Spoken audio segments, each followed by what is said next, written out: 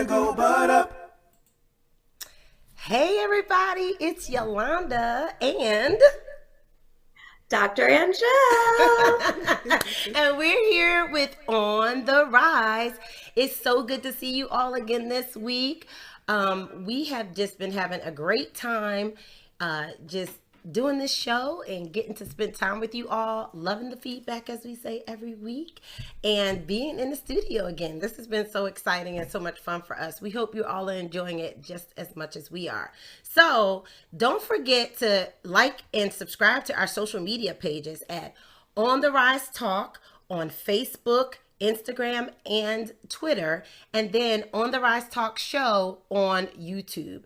That way you'll know every time that Dr. and Angel and I are on and talking about something fun, so you guys can come and join the fun. We just love this to be like girlfriend talk. But today, we have a special guest in the studio with us, my wonderfully wonderful, amazing friend, Suzette Salandy from I Am Suzette and Putting Power in Your Purpose. Thank you for being here. I miss you. Yes. And we're both vaccinated, so we get to be close to each other. There you go. There you go.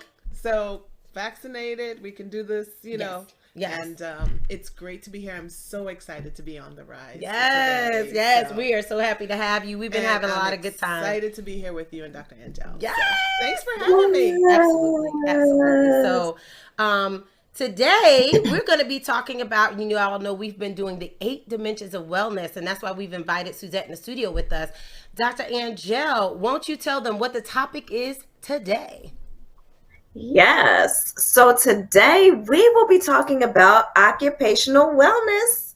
So we're going to do, of course, our overview again of the 8 dimensions of wellness.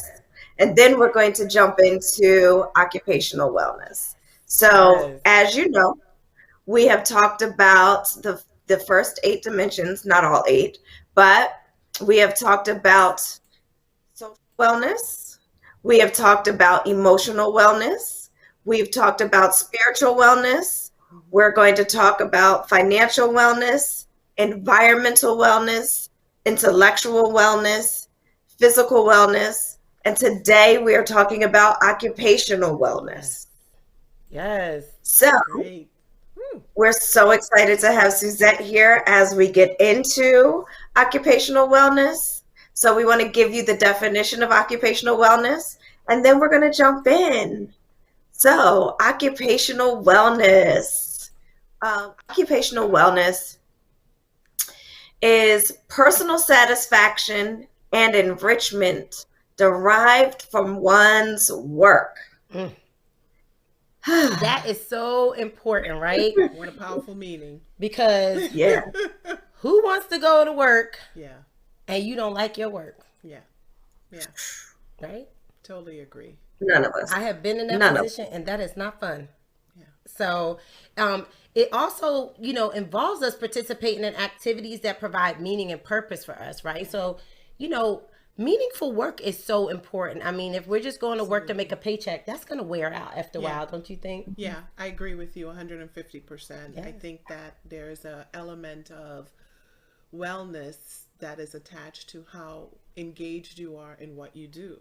Absolutely. I always talk about pattern or purpose. So if we get up every day and we're in a pattern, because you're just basically on autopilot, then you're in a pattern. But if you're in purpose, then you're doing something purposeful. Yes.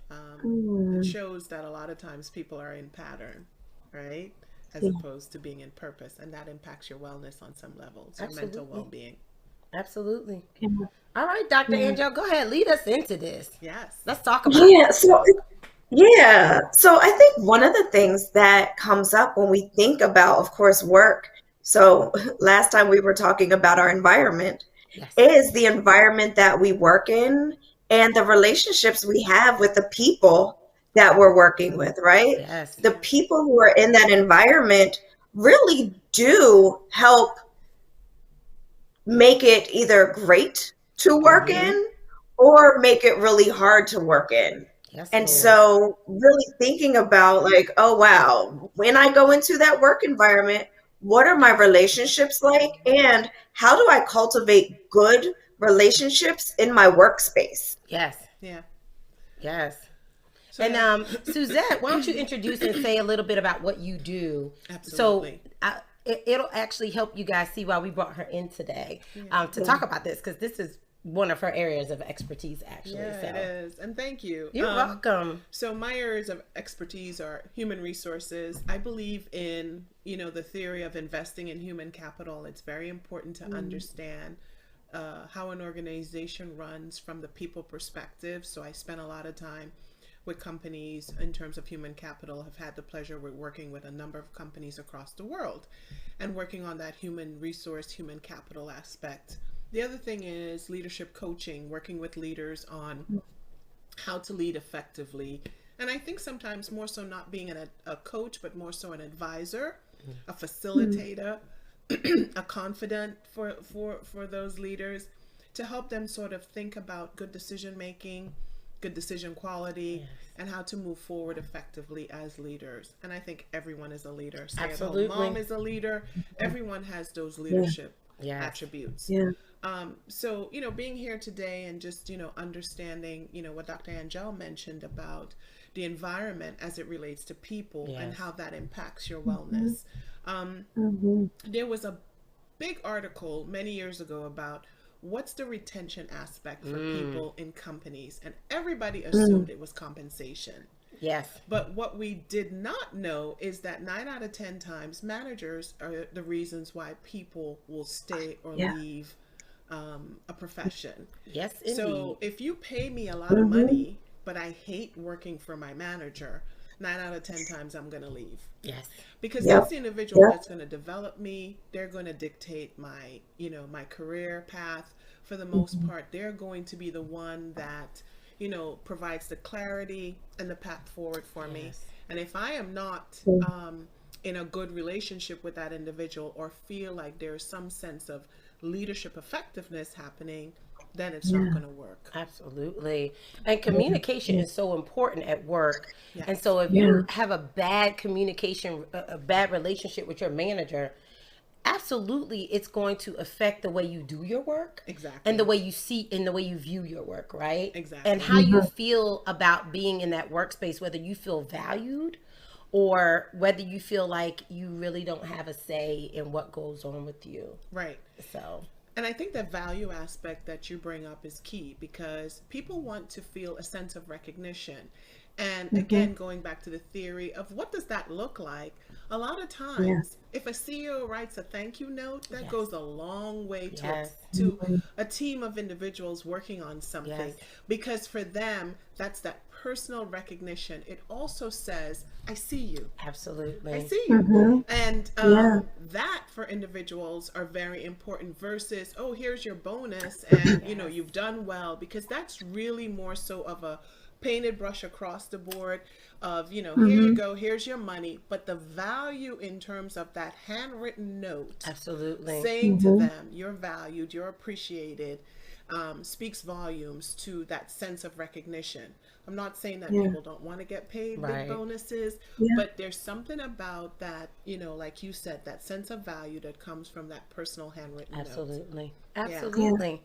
Dr. Angel, in your practice and in the different spaces that you're in, can you speak to how, as a therapist, you've seen this kind of work with people and how they value themselves and other ways that this affects people? Yeah, absolutely.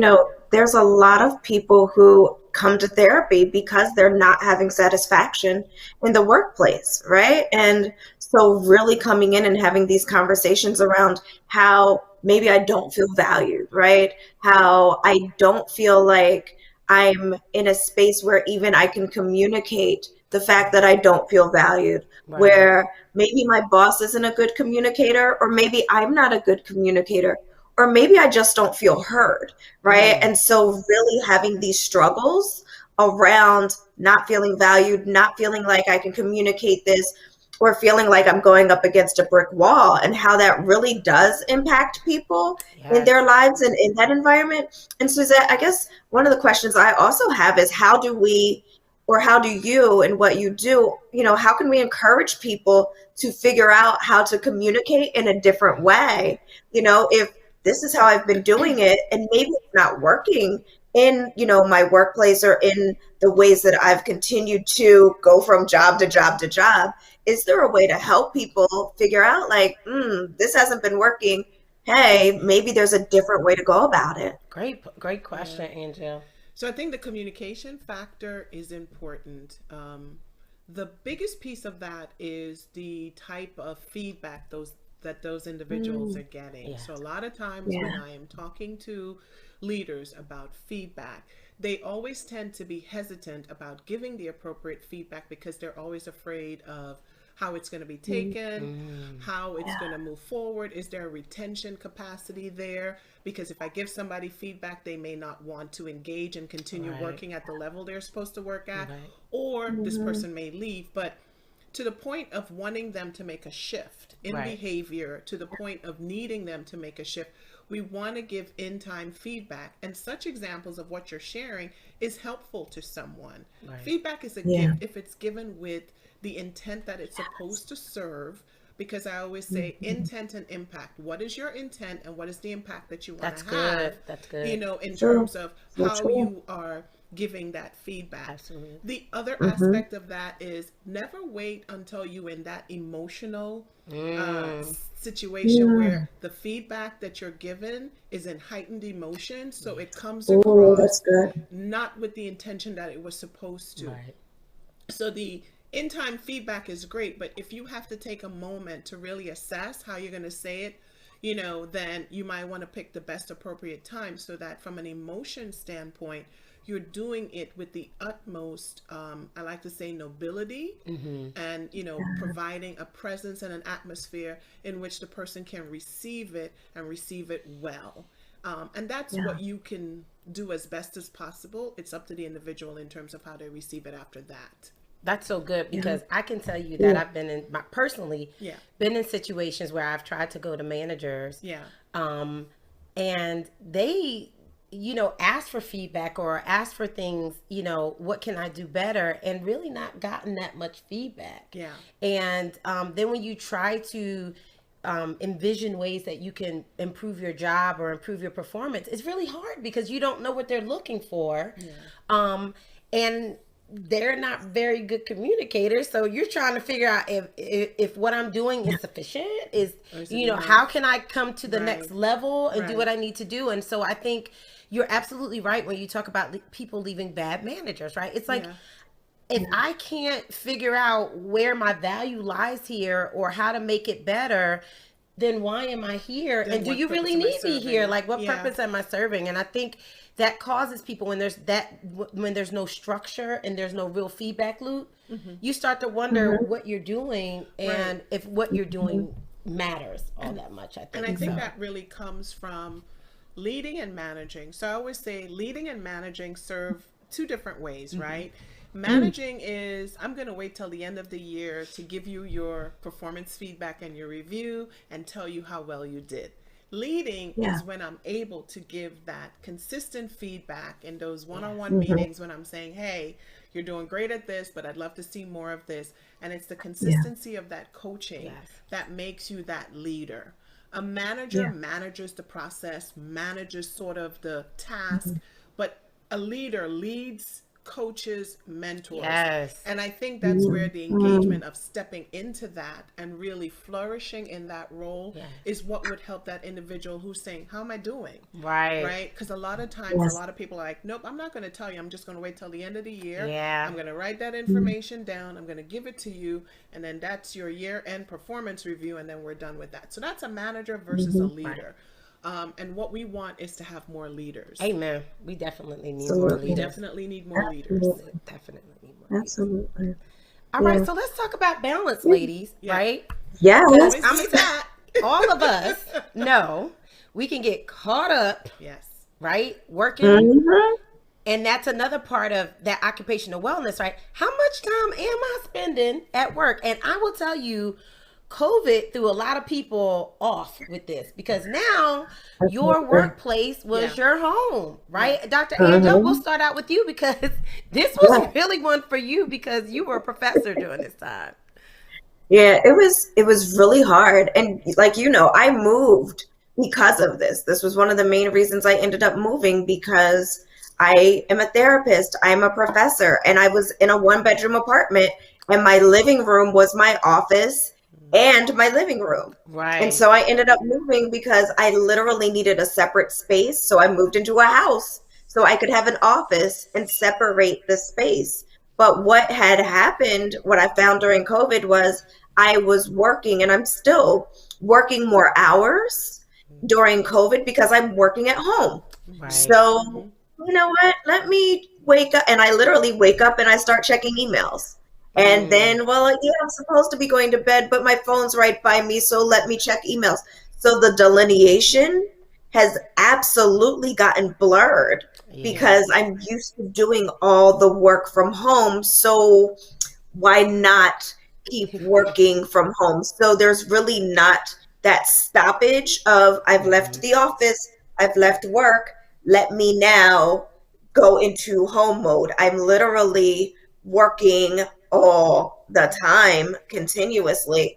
And even though we're getting ready to go back into the office in August, it really is like this space of, well, I don't know if I will go back to doing the balancing because I've gotten used to a year and a half of blurring the lines. And so I think it's hard, especially with COVID, to figure out where that balance is. Yes, that's so true. And I know for me, I had to go back to work in the middle of it, right? So for me, it was a little different trying to figure out how to balance being back in the office and the kids still being at home, right? Because they were still doing, remote learning, and then how to try to balance all these, the commute, all these different things all over again. But it wasn't so bad then because everybody wasn't back at the office. Now people are starting to go back into the office and gradually come in, and the traffic is different now, and there's all these other things going on. But I know that this has caused a real headache for a lot of employers, right? Because a lot of people are like, I really actually kind of like having the flexibility, and not having to be in the office setting and the whole thing. I was reading an article, they talked about some people saying they could take a nap, get back up and do some more work, right? So we've actually created new routines around being remotely and at home. So I know I was talking to Suzette about this, and she was telling me, like, there has been this switch that's going on just along the lines, the same thing with what you were talking about, Angel. So I just wanted you to talk a little more about that, because we're like, wait a minute, I don't really know if I want to go back to the office, right? Yeah, and that's been the interesting thing. So during COVID, productivity doubled. Wow. For people working remote. Wow.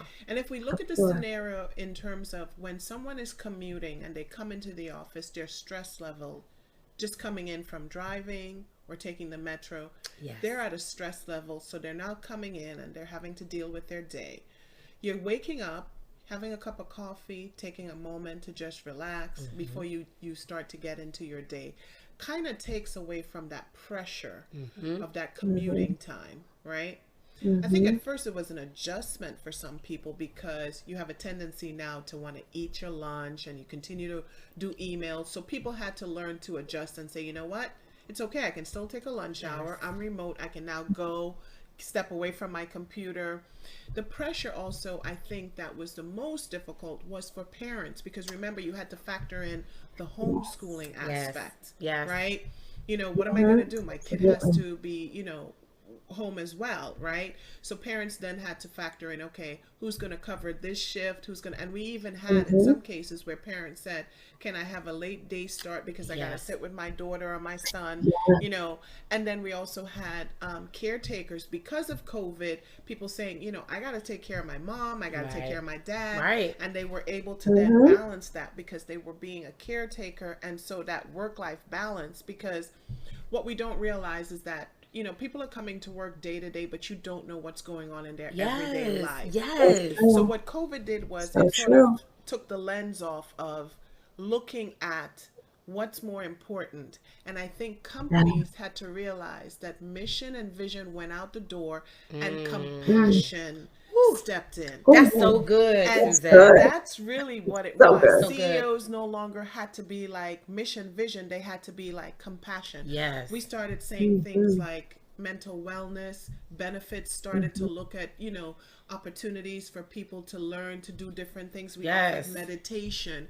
We offered more EAP, employee assistance programs, Yes. for people Yes. to be able to talk to counselors, because there were levels of anxiety that was starting to happen, in that type of environment when COVID initially started. So people then started to do an assessment of what's most important to me in my life. Yes. Yes. Where do I see myself? Is it now my career, or is it now me looking for more comfort? And then what we've realized is that a lot of people have now decided to retire early. That's So true. we're starting to see people now saying, you know what? After COVID, I'm going to retire, because somebody in sort of the 6 degrees of separation has lost a loved one, or known somebody who has lost a loved one. Yes. So as we connect the dots and we start to go around the corner in terms of how has COVID impacted you, one or more of us can talk about a loss, or can talk about somebody who's had COVID. And that changes the mindset now of what is most important. So I think that as we sit back, the rush to go back into a structured 9 to 5 prioritizing of that daily set of tasks has left it where I would appreciate being able to sip my morning coffee, in an environment where I'm not having to be stressed. I'm not sitting in gridlock. I'm not sitting, but I'm able to do the work. And guess what? I can do it more efficiently and more effectively, because I'm at peace in an environment that I can do the work. If you piss me off, I can sit and sip my coffee. I ain't got to worry about it. I might want to say a few things to you, but at least I can mute you and I can say it. I ain't got to I don't have to see your face, or in the same conference room. I can mute you off Zoom, right? Yes. And how many of us had our pajamas on at the bottom and had on a dress top in Zoom? I'm just gonna say. Or had on your fluffy slippers when you were in Zoom. Come on. Okay? We can't wear those at the office. We can't wear those. So that environment dictated us to be in a comfort level, and your comfort level dictates the mindset. Yes. Right? Yes. So you have an openness to deal with more things, because you're like, you know what? I'm in my comfort zone and I can work through some things, right? Yes. Because the only thing is you got to take a metro to your bedroom and to your kitchen, right? Exactly. And then you come back. That is so true. That is so true. I mean, she just said so much. A whole bunch. She just said so much. So I know, like, you talk about the anxiety and the comfort level and all of that stuff. Like, wow, that's a lot, because that's really true. We've been going to virtual conferences. We've been going to virtual, attending virtual meetings and all stuff. There is a level of comfortness. And I don't think it's really bad that we got to, I mean, like, the whole breaking up your day and being able to relax a little bit instead of sitting in the office in a chair 24/7, backs aching, everybody's been talking about, like, sedentary is the new, like, smoking, right? Because we're all sitting so much. And now we had a break from that. Right. And I can tell you, even when I went back in the office, it was very hard to go back to that mentality and to focus, because you had all these other things on your mind and stuff. So I don't know, Dr. Angel, there's something you want to add to that? Because I know she's talked about a whole lot right there. So she talked about a whole lot, but I think the thing that stuck out for me was this piece about businesses having to change their mindset, right? Because of course, everybody's dealing with all of these things, and they're coming into the office stressed and anxious and all of it. And there's been this, I don't want to, lump all of the organizations together, but there's been this workforce model of just productivity.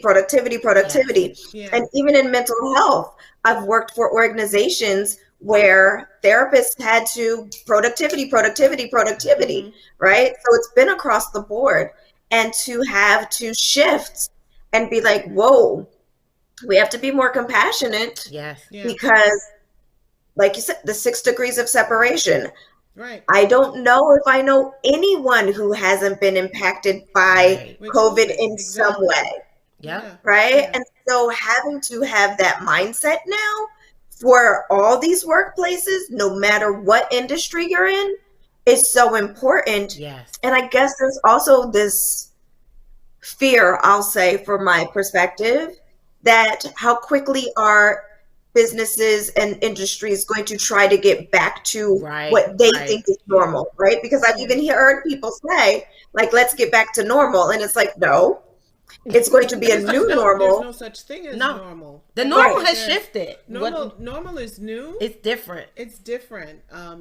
You know, even in the restaurant business, it's very hard right now for them to get help because I think, you know, people developed a different perspective while being out on COVID. We saw people open more businesses. You know, you saw people who lost jobs say, you know what, I'm going to start that business that I never had the opportunity to start. And I think organizations, as I talk to leaders, there's a lack of trust that if I am working from home, that I am not working. And so during COVID, you didn't have a choice. You had to trust that John, Susie, everybody was doing what they were supposed to do.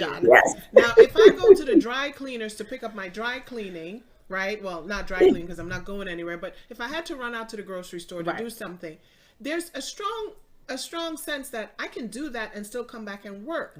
I think where organizations were getting very, very finite was, oh, that person is not at their desk or that person isn't working when I call them. You know, I tried to ping them and they didn't answer, but you know, as professionals, we have to know that we can be trusted to conduct our day, you know, run errands, do what we need to do, take a doctor's appointment, and still come back to work.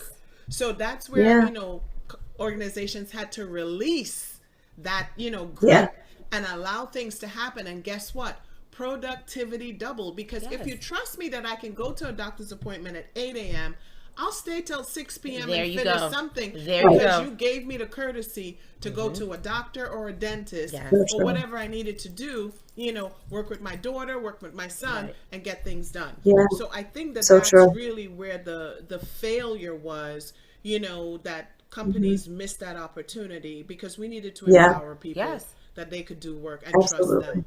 That's key. And empowering people is so key. Right. It's so key. Like you just said a whole mouthful again with that. And I think like that is the one thing I think that was always frustrating to me, having to be in the office all the time, right? Like, why do I have to be here all the time? Right. And a sense of micromanagement because again, it stems on the trust factor, right? So then if I go start my own company, I'm empowered and I can drive and do the things that are purposeful for me. So I think people made that decision during that time of COVID that I'm just going to step out and do that because I'm accountable to me. And I can do the things that I want to do given where things were in terms of lifespan, losing loved ones. You know, I think people made those decisions. So some people leaped right into that atmosphere and said, you know, I'm just going to be 100% entrepreneur, own a business. And some people said, I'm going to start a business because I've seen that long term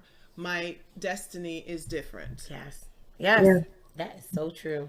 That's so true.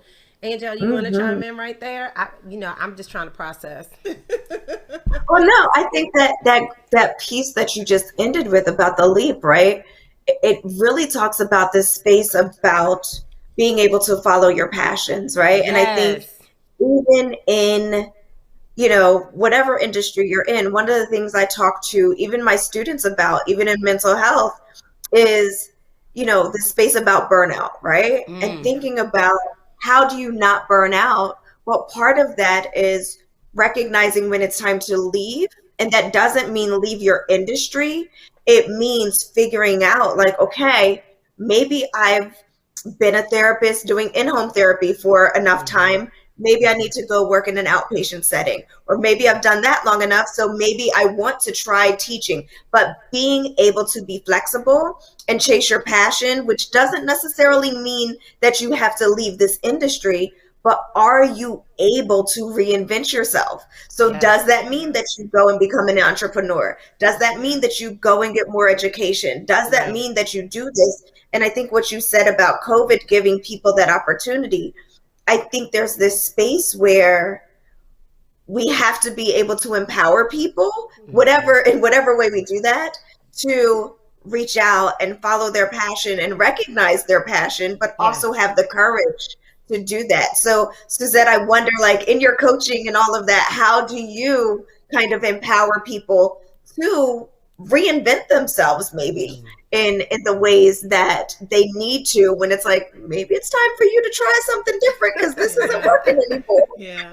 That's a great question. You know, and that's always an interesting dynamic, because sometimes it means taking a step back, coming out of your comfort zone. So step one is when you got to step out of the comfort zone, you know, because I call it like the golden handcuffs, you know, because you're like, well, that's good. I do this. You got to be careful with that. Some people might take that the wrong way. Golden handcuffs. It pays well. So it's the golden handcuffs because they're golden. Yeah. You know, you want me to... Yeah, I'm glad you explained that. Yeah, it's golden. The golden handcuffs, right? Much appreciated. You're like, shit. But, you know, so that... First of all, stepping out of your comfort zone, and we've all had to step out of our comfort zone in terms of leaping and starting businesses and doing what we're doing. And I've started many businesses, and you know, you fall down, you get back up again, you know. So it is that sense of, what can I do to step out of that comfort zone, take a step back. Oftentimes from a career perspective, it may mean a shift. So you may not be the you know, the chief. You may have to become a cook, right? And to become the cook, then you may need to make a shift. So that's the difficulty sometimes for folks. But when you are able to do that, then you start to get into the direction of saying, okay, this is kind of the direction I think I need to be going. And in order for me to do that, I need to take a step back and I need to move forward. I often tell people, do you want to be rich and unhappy? You know? Or do you want to be finding something purposeful that you feel the wealth in what you do? The money comes, but you feel wealthy because you're doing something that you love. I think, you know, a sense of self happened during the COVID. And what I mean by that is, as we know, many restaurants closed. So they had to learn how to operate in different areas. So they had to give food away, you know, so you saw business owners now having a sense of community, because you don't work, you don't eat for some people. So they started to learn, where does the wealth come in as a business owner? Wealth is when I can feed some folks, because I got this food. I may not be open for business, but if I can feed some people in the community, that still makes me wealthy. Right? So it's that, you know, I lost something here, but I gained something here. Absolutely. Right? And being able to donate of your time. So I was still working. I was still blessed to be able to work. But there were some things that I could still do to contribute to my community, you know, because not everybody had that opportunity to be doing those things during COVID. Right? So you take a step back. That's a big part of balance too, right? Exactly. Like, so I think like we get caught up. You know, you touched on a really good point. A lot of people are afraid to do the thing they love because it doesn't pay the way what they're doing pays. And I will have to tell you, that is a challenge for many people. That's a big reason why a lot of people are doing jobs that they hate. They're doing it because of the money, right? But money is a tool. Right? Money does not make you happy. No, it doesn't. Money, it will feed your family. I am not saying that you don't need to work. Please, nobody hear me and say that. I'm saying you don't need to work and make money and do these things. But we have to remember that it does not bring us happiness. No, it does not. You know, yes, it can bring you materialistic things, but at the end of the day, when you lay down in the bed or when you look at yourself in the mirror, there's a sense of accomplishment that comes with doing something that we are purpose for and that we love. Right? Like. Pursuing your purpose is actually a higher calling than just having a job. Right? And so I think that one of the things I know for me that came out of COVID is I realized like that part of doing my purpose gives me energy. But doing a job that I don't like actually drains me.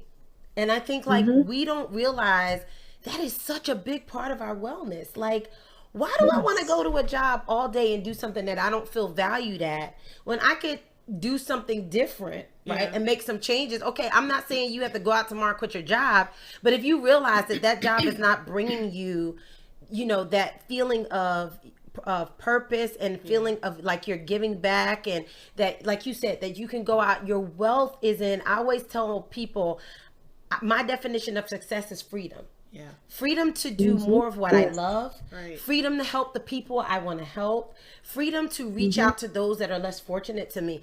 There is something about being free that, you know, being able to earn money, but having that sense of freedom. And I think that's why so many people are retiring and realizing they just didn't really have that freedom, right? Like they feel, like you said, shackled, and there's no freedom in being drained every day, being away from your family, not being able to, you know, have this sense of value and purpose.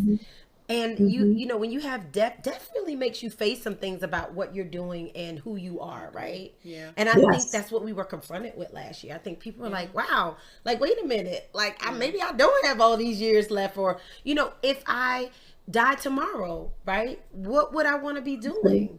What haven't I done? I think that it just brought up all these really, like, questions we tend to not ask ourselves until we're much later in life, but even younger people started really doing that. Right. They're like, wait a minute. And I think that that's the bottom line is, when you die, what do you want on your tombstone? You can't have, such a great accountant, you know, was excellent bookkeeper, man, such a good marketing person, did those books. So when we think about, you know, those types of situations, you know, when you leave this earth, what do you want to be remembered for? You know, for me, it's the heart to serve. You know, my heart is to serve, and I serve the community. Yes, you do. I served in whatever capacity, but I also think it's about understanding what replenishes your soul every single day when you get up. And many of us are not quite there yet. I think we're all work in progress. Absolutely. But when you find that thing that replenishes your soul and gives you that sense of purpose to get up in the morning, you are going to do it because that's where the wealthiness comes in. Absolutely. We have a lot of people that aren't happy, you know, doing things and they make good money. And, you know, material things are short term because you can buy a car, you know, let's face it, I love shoes. You know, you buy the shoes, you wear the shoes, and then you're like, I'm ready for another pair of shoes, you know, because I bought the shoes. So, you know, I'm just saying. So, they were cute though when you were wearing them. When you got, so that short term feeling, right? You know, and 50 pairs later, you're still going, not that I'm saying I have a shoe problem. We're not going to acknowledge that. I'm not going to talk about it. You know, if you talk about addiction, I'll come back, you know, but don't worry. I'll come back for the addiction segment and talk about my shoe situation. But Dr. Angela, I think, you know, what replenishes your soul, Yolanda, is that you get up and feel a sense of purpose. And we're all a work in progress. We're all trying to get there. Yes, we are. And I think for us, when we get there, is really that moment of, you know, that epiphany of, I am doing what I love. And more importantly, to pour into others about that journey, because people are seeking to understand, what does that look like? Amen. And if, when we find it, we can just give a little bit of it to those that are on that journey, then we are doing wealthy things. Yes. Oh, absolutely. Listen, that was absolutely that's it. Sound bite, right? Right. We need to be doing wealthy things. I'm gonna put that on a shirt. Yeah. I'm about to put that on a shirt. That's where we want to get to. Yes. And I say we because we're all works in progress. That's that leaving that legacy, right? Right. That legacy thinking. Right. It's the legacy thinking, it's the legacy building, because we want to have our, you know, children do something different from what we were doing, you know, and what our parents were doing. You know, our parents, you know, they retired with a watch, you know, 50 years and they got a watch, you know, happy retirement, you know, and they were okay with that, or a plaque. But we pushed the bar and we wanted different. And I think the next generation will do the same. Yes. And I really think that at some point we will have a lot of entrepreneurial people coming up. That creative mind space is going to increase, and we're going to see some amazing things birth, you know, through the next generations. And I'm excited for that. I am too. Absolutely. Yeah. All right, ladies, trends. What do we see going on right now? What do you think the next year is going to look like as this space starts to evolve?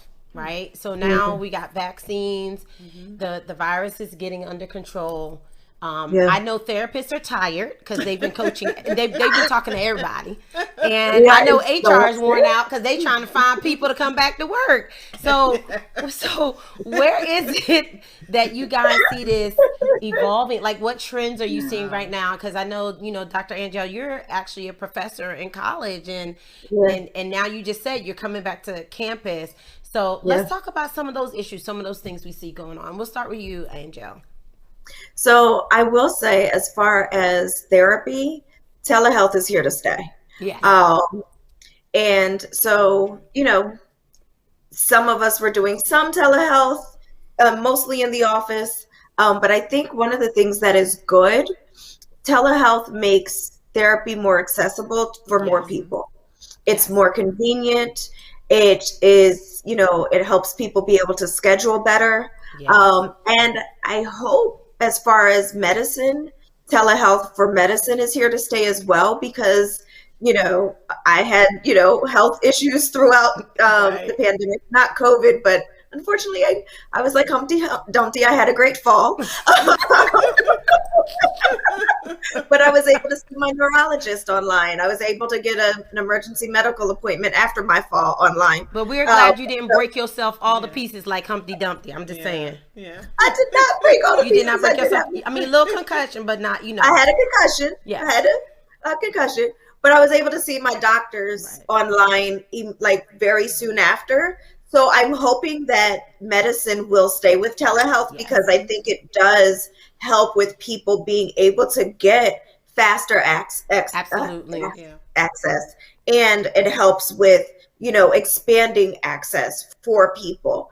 But I also think with education, at least at the collegiate level, that there will be a lot more hybrids. And of course, we've had online colleges for years and years and years. But I think there will be probably more of the universities, colleges and universities that have been, more brick and mortar, that will be doing more of hybrid education. And I think that's a good idea too. I think that also increases accessibility. And so I think that, I think these are good things. And that they're good trends for people. And I think there's probably going to be some people that are like, I don't necessarily want that. But I think for some people, they're going to have to go with the flow. Yes. Yeah. I agree with you.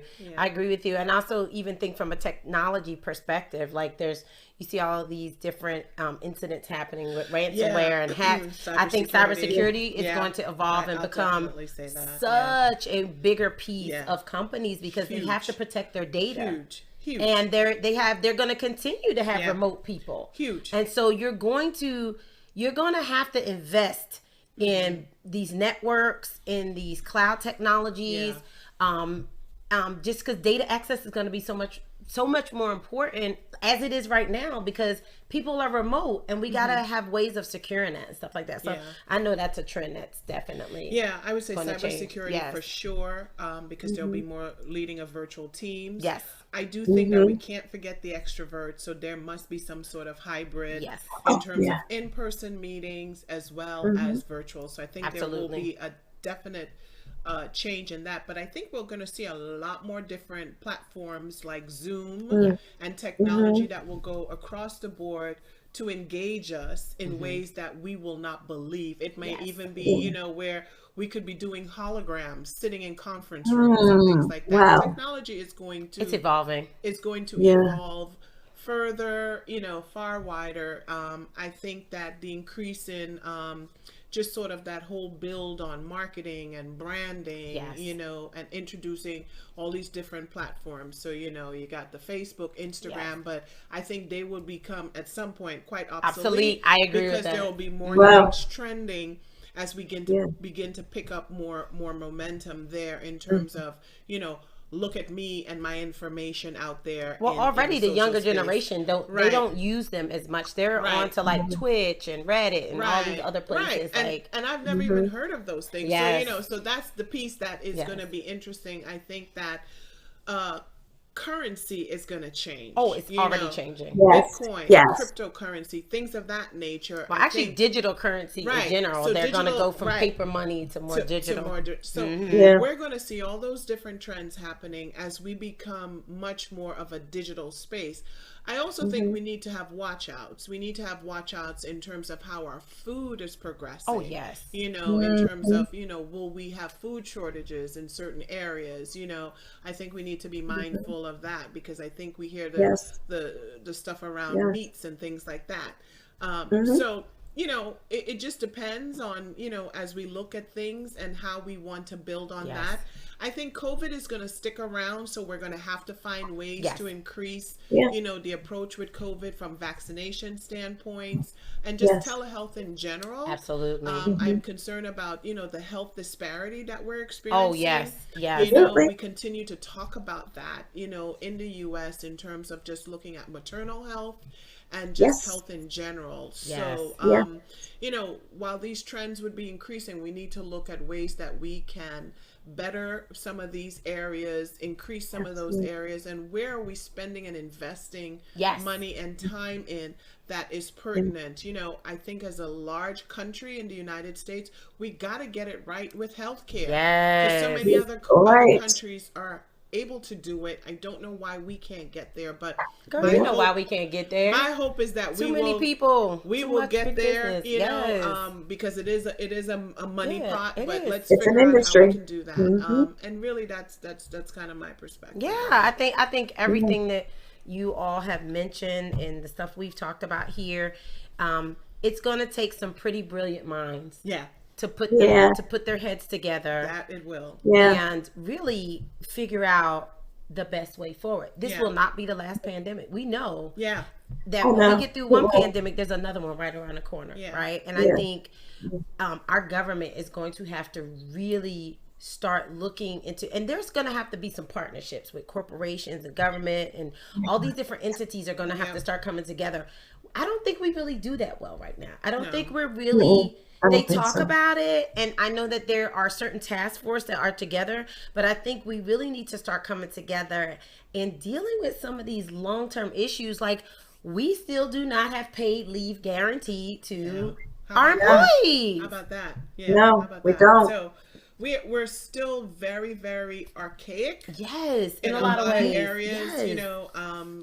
The fact that some companies are saying, "Oh, we give men 4 weeks to spend with their newborn children." That's not a lot of time. A man Well, they deserves don't to even spend give more women but time, like 6 to you 8 know, weeks, but a woman depending. gets Like, 6 to 8 weeks. So, and we had a whole baby. That's so like, A whole I think baby. we definitely have some ways to go in many different areas, but I do think that we have a fairless generation coming up that is going to push the needle, I agree. push the mark.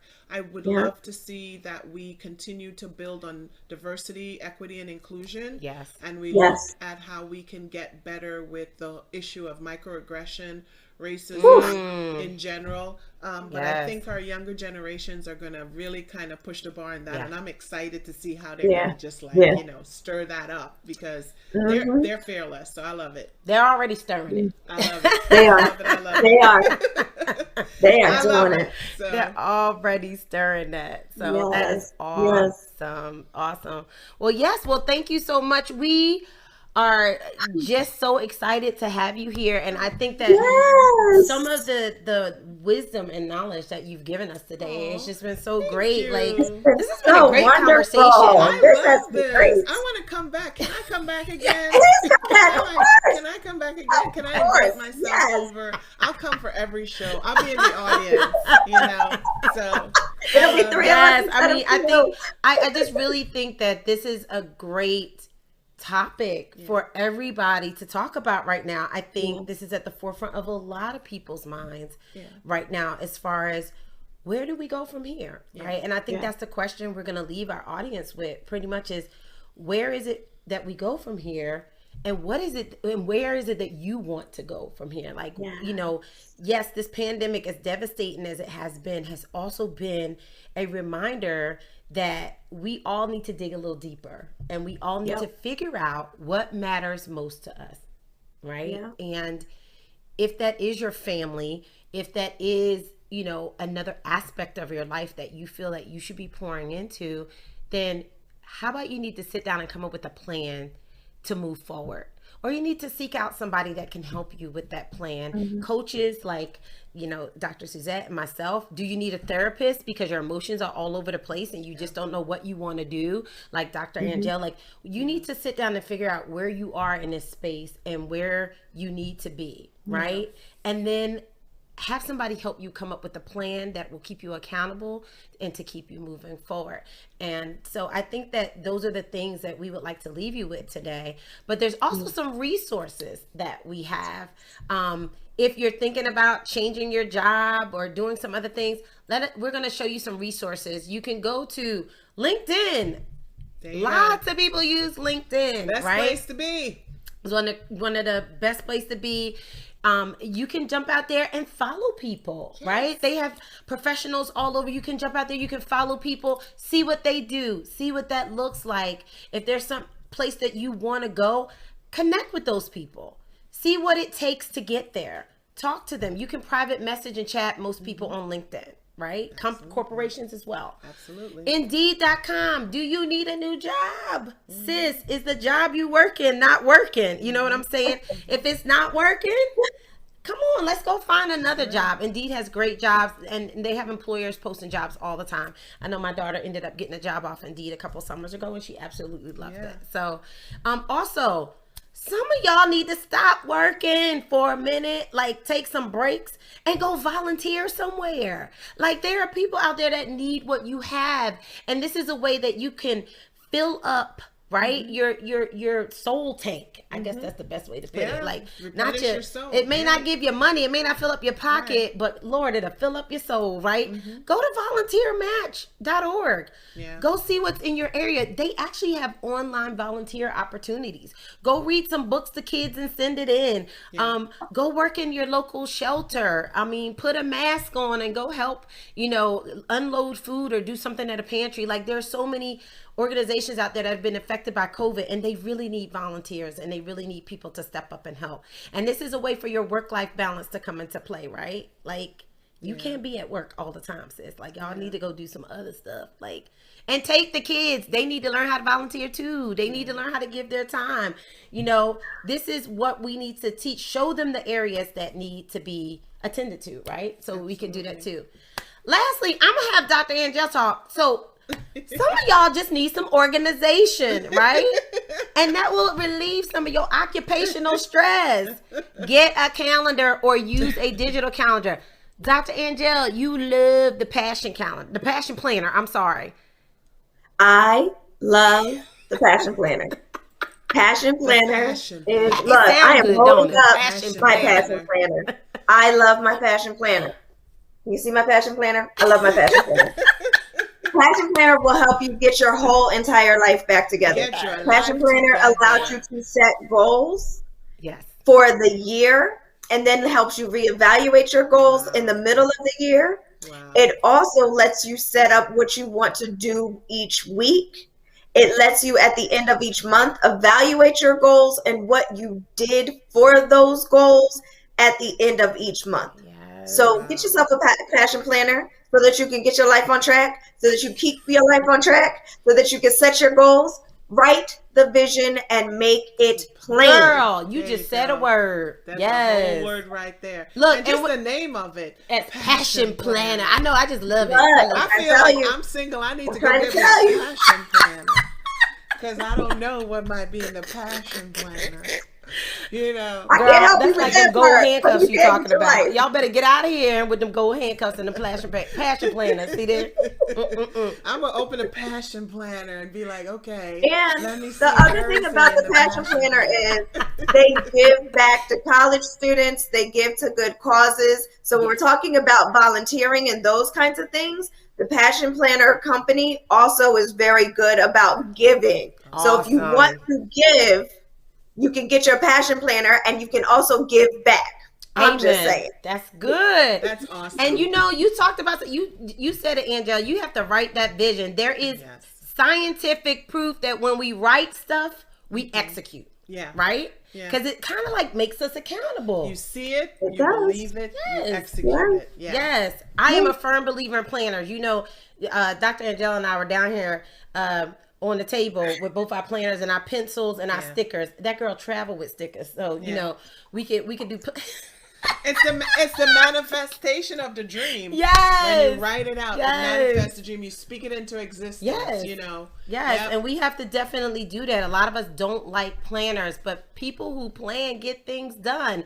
And yes, we do. I will say this. you have to be okay with your plans being executing a little different, or Right. they may not Yeah. always look like. Right. And that's why I like when you say you evaluate, right? Yeah. Your Yes. goals. You Yes. evaluate, because sometimes Yes. they change a little bit. Yeah, you assess, Yeah. you adjust, and activate. So it's kind of Absolutely. always that All three, right now. you know. Yeah, I know, right? Assess, adjust, and activate. Activate. That's another shirt Activate. right there. Okay.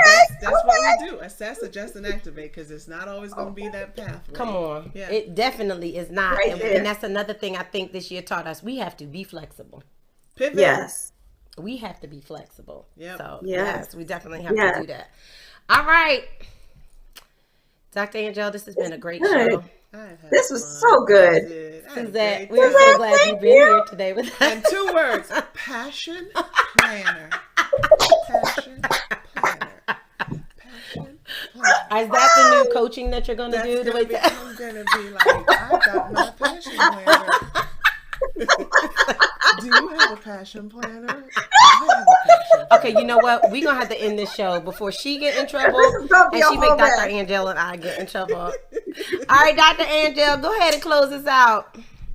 All right. Well, you know what we always say at the end of our show. You need to stay on the. Oh goodness, why am I losing it? I'm tired. It's that passion planner.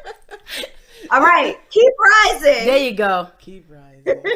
And bring somebody with you. And you know what? There's nowhere to go but up if you do. We'll see you guys next week. Bye. Bye.